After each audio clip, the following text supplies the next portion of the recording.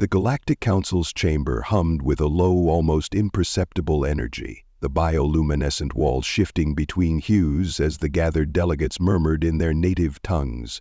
This was a place where empires, coalitions, and ancient races convened to preserve order in the galaxy. It had seen treaties forged, wars averted, and civilizations rise and fall. But today, the warnings being issued were of a different nature. "Stand down!" Councillor Vurak, an elder of the insectoid Thrakel species, clicked his mandibles together in agitation. His kind had studied the humans for centuries, observing their volatile nature from afar. The decision of the Zalari Dominion to wage war upon them was, in his mind, an act of pure recklessness. He surveyed the towering figure of Emperor Xiphos, the supreme leader of the Zalari, and felt an unfamiliar sensation creep over him, something akin to dread.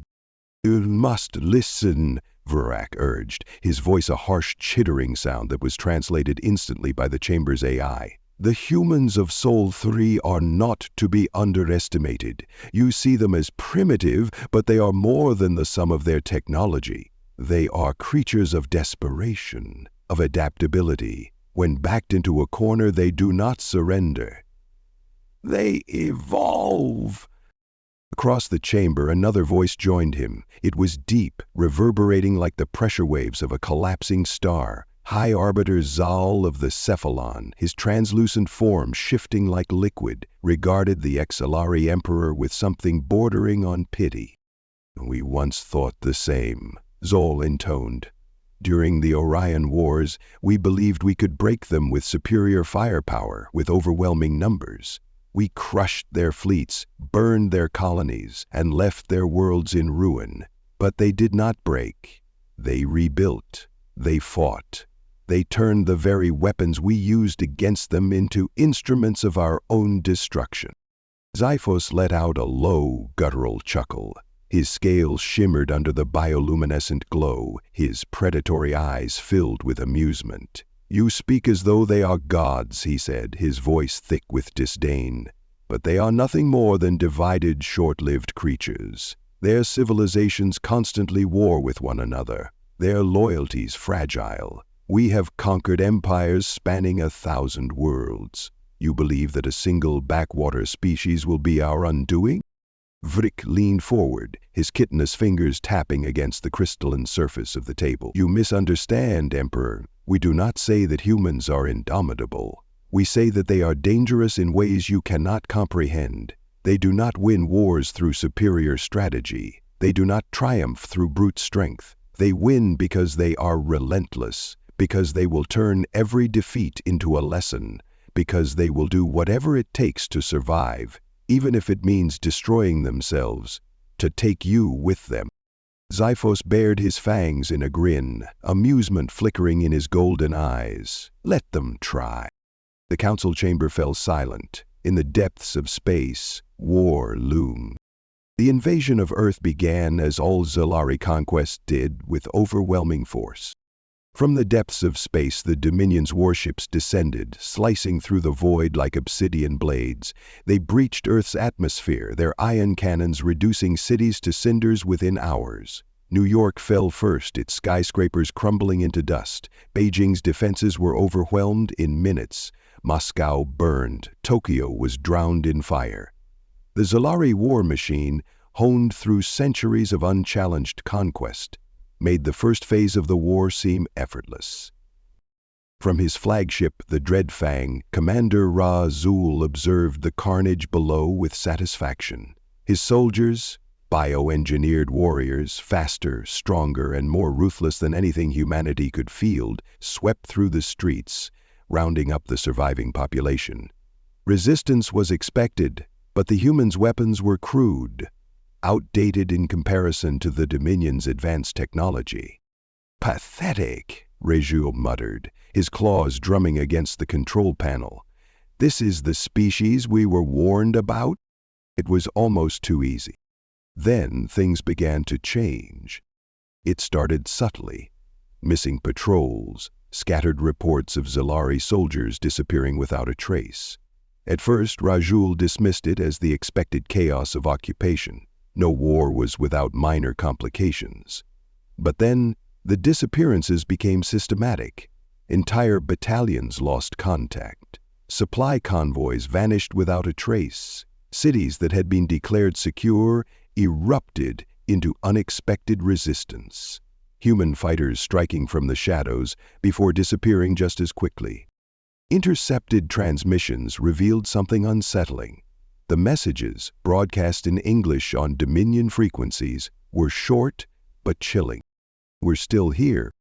Rajul scoffed at what he perceived as psychological warfare. "Let them play their games," he said. "The Dominion has already won." But deep down, something gnawed at him. The humans were not fighting like any species he had encountered before. Most civilizations, when faced with overwhelming force, crumbled or surrendered. Even those who resisted did so within predictable patterns. Organized armies, strategic retreats, formal negotiations. Humans did none of these things. They did not fight like soldiers, they fought like predators. The first sign that the Selyvani had made a grave miscalculation came when their orbital command station, the heart of their invasion fleet, exploded. There had been no warning, no indication of enemy activity in space.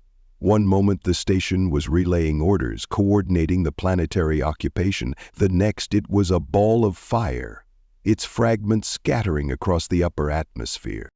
Only later did they uncover the cause. A single human vessel, a civilian craft retrofitted with crude but devastating explosives, had slipped past their defenses, its pilot ramming it directly into the station's reactor core. A suicide attack. Such tactics were unheard of among the great civilizations of the galaxy.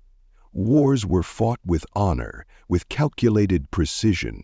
No species willingly sacrificed itself in such numbers. And yet, as the days passed, the Selyvani learned a horrifying truth. The humans had no limits. They weaponized everything. Railguns, considered obsolete by Dominion standards, were modified to fire at speeds that tore through Selyvani armor. Civilian vehicles were transformed into bombs. Abandoned skyscrapers became death traps rigged to collapse on unsuspecting patrols. And then, the virus. Not a biological plague, not some engineered pathogen. No, what the humans unleashed was far worse. A digital contagion, a piece of malicious code designed to infiltrate the Dominion's networked systems. It spread like wildfire, infecting ship computers, disabling targeting systems, turning their own automated defenses against them. One by one, Selyvani warships lost control. Some crashed into the oceans, others veered off into deep space, never to be seen again. The Dominion's technological superiority, once thought to be unassailable, had been turned against them. Then came the final blow. In the dark of night, under the cover of their ruined cities, humanity emerged. Not as a broken species, not as defeated survivors, but as hunters. Captured auxiliary soldiers reported terrifying encounters. Humans who moved unseen through the rubble, striking with precision before vanishing. Guerrilla fighters who refused to surrender, who fought with a fury and desperation beyond comprehension. One Selyvani officer, moments before his execution at human hands, managed to send a final transmission. His voice, filled with disbelief, trembled over the comms. They don't fear death. The humans had been beaten, their cities lay in ruins, their world was occupied. By all logical standards, they should have surrendered. Any other species would have. But humans did not. They adapted. They hunted. And now they retaliated. The Galactic Council had warned the Selyvani Dominion.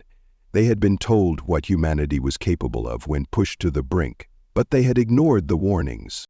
And now they would pay the price.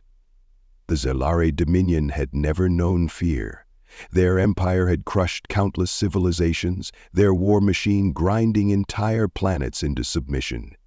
They were warriors bred for conquest, their tactics refined over millennia.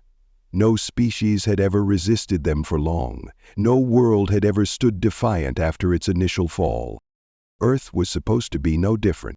But as the days turned to weeks, a creeping realization spread among the Zalari High Command. The humans were not fighting to reclaim their world, they were fighting to exterminate their occupiers. At first, Commander Rajul had dismissed the disappearances as minor inconveniences, guerrilla skirmishes, isolated acts of defiance. But then, the scale of the resistance became undeniable. The first major loss came in what had once been the city of Chicago. Zalari forces had established a command center there, securing the ruins and turning them into a fortified base. It should have been impenetrable.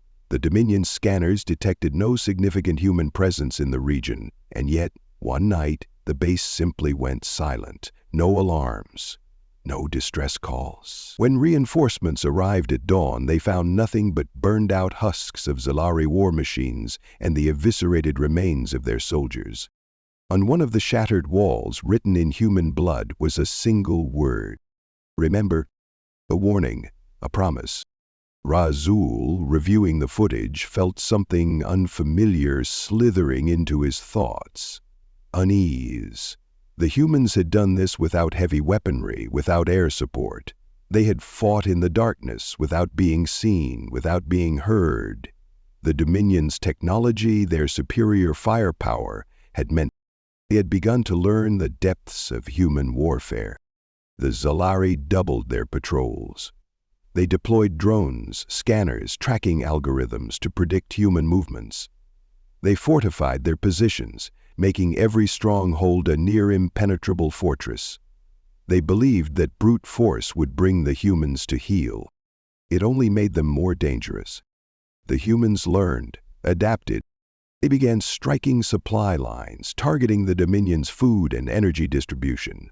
They poisoned water supplies meant for Zalari consumption, using biochemical weapons crafted from the very toxins the invaders had unleashed on Earth's soil. They jammed communications, hijacking Dominion transmissions to spread misinformation and confusion. The Zalari fleet, orbiting Earth, found itself under siege not by an enemy fleet, but by chaos itself. Then the assassinations began. One by one, high-ranking Zalari officers were found dead. Some were taken in their sleep, their throats slit with primitive human blades. Others died when their personal transport craft exploded mid-flight. Razul himself barely escaped death when his quarters were flooded with a gaseous toxin, engineered, the analyst discovered, from a combination of Zalari and human bioweapons. This was not mindless resistance. This was coordinated, precise. The Galactic Council had spoken of human adaptability. The Zalari had not truly understood what that meant until now. Rajul called for reinforcements. The Dominion's ruling caste approved an escalation of force. If the humans wished to fight like animals, then they would be put down as such. New directives were issued. Any captured humans were to be executed on sight. Entire city blocks were leveled at the first sign of resistance. Civilian populations, once deemed irrelevant to the war effort, were now targeted indiscriminately. For the first time, the Dominion waged war with true brutality. For the first time, it was not enough. In response to the massacres, the human resistance did not weaken, it did not falter, it grew stronger, more relentless, more ruthless. Rajul's forces stormed a suspected human hideout in Berlin, only to find the building rigged with explosives. 1,000 Zalari soldiers perished in the fire. A Dominion warship docked in what had once been Los Angeles suffered catastrophic reactor failure after human saboteurs infiltrated its systems. Entire cities, once seen as conquered, became death traps. And then, without warning, the Dominion's warships in orbit began to fall. It was impossible. The humans had no space fleet, no orbital weapons. Their technology was far inferior, their resources depleted. And yet, one by one, the Zalari fleet suffered critical system failures. Navigation controls went haywire, propulsion systems deactivated mid-flight. Some ships spiraled into the ocean, others burned up in the atmosphere. Only later did the Zalari understand the cause. The virus, a human-crafted digital plague unlike anything the Dominion had encountered. It had infiltrated their networks undetected, spreading through their systems like wildfire. It rewrote security protocols, shut down defenses, turned their own ships against them. Dominion programmers fought to contain it, but every attempt to purge the virus only seemed to make it more aggressive. It adapted. It evolved. Just like the humans. Rajul listened to the frantic reports, his claws clenched so tightly they cracked the control panel beneath them. "This is not possible," he hissed. "They do not have the technology for this." A junior officer, trembling, whispered, "They didn't need it. They used ours." It was a horrifying realization. The Zalari had invaded with the belief that humanity's technological inferiority would be their downfall. Instead, it had become their greatest weapon. They had learned the Dominion's systems, studied their weaknesses, turned every advantage against them. They did not fight like soldiers. They fought like survivors. No rules, no honor, no mercy. Rajul stared at the reports piling in. The Dominion's war machine, once unstoppable, was crumbling. Casualties mounting, supply lines cut, fleet decimated, resistance growing stronger with every passing day. And then the final message arrived. It came through all Dominion communication channels, overriding every system, broadcasting across every screen, every comm panel, every Zalari warship still operational. A human voice, calm and emotionless, spoke in perfect Dominion standard. "You should have listened." Then the main Zalari command center in Washington, D.C. exploded in a nuclear firestorm. The blast wave shattered windows for miles. The mushroom cloud rose into the sky, a monstrous, glowing testament to the price of arrogance. Zalari forces across the planet were thrown into disarray. Some fled, others fought on, but the truth was undeniable. The war had turned. Rajul, his scales damp with the cold sweat of realization, knew what this meant. The humans were not simply resisting, they were winning, and they would not stop. Not until every last invader was dead. The war was no longer a war. It was a massacre. The Zalari Dominion had come to Earth expecting a swift conquest. They had envisioned banners of submission, broken cities offering no resistance, a population too weak to fight back. Instead, they had unleashed something they could not contain. Commander Rajul stood aboard the Dreadfang, staring at the reports flashing across his command console. He could barely process them. The numbers were beyond comprehension. The Dominion had sent millions of soldiers to occupy this world. Now, barely a fraction remained. Entire battalions had vanished, their last transmissions filled with gunfire, screams, and static. Cities once considered under Zalari control were now ghost towns, abandoned by human civilians and turned into elaborate death traps. Every structure was a potential ambush site, every sewer tunnel a potential escape route. Rajul had fought in dozens of campaigns. He had led planetary invasions against races that had stood for millennia. He had seen resistance before, but nothing like this. The humans did not fight for territory, for strategic victories, for diplomacy. They fought for survival, for vengeance, for the singular goal of eradicating the invader. His own forces were beginning to crumble, not just physically, but mentally. There were whispers among the Zalari ranks. Soldiers refused to patrol at night. Officers who had once scoffed at human tactics now kept their weapons drawn at all times, their eyes darting at every shadow. The fear spread like a plague. No one spoke of it openly, but the truth was undeniable. They were being hunted. Rajul's second-in-command, General Vekran, approached, his scaled face pale with anxiety. "We need to regroup," he said, his voice barely masking the terror beneath it. "We must consolidate our forces, reinforce our strongholds. We are stretched too thin." Rajul turned to face him. "We tried that. We fortified our bases, strengthened our defenses, and what happened?"